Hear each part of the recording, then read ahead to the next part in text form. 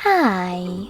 In front of me is REALME C17 and today I would like to show you how you can turn on and use voice typing.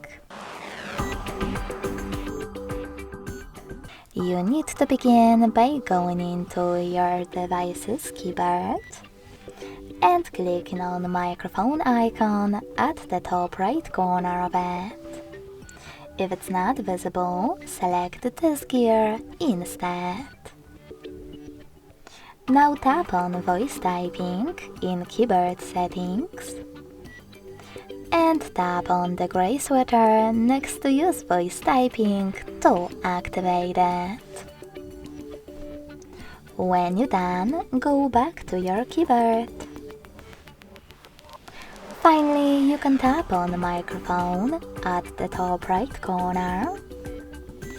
And if you never used it before, select while using the app in the pop-up. After seeing Speak Now command, you can start typing. As you can see, voice typing is on. If you wish to stop, tap on the same microphone again.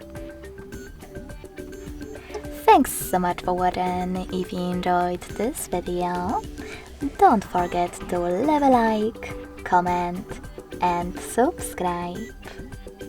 Bye!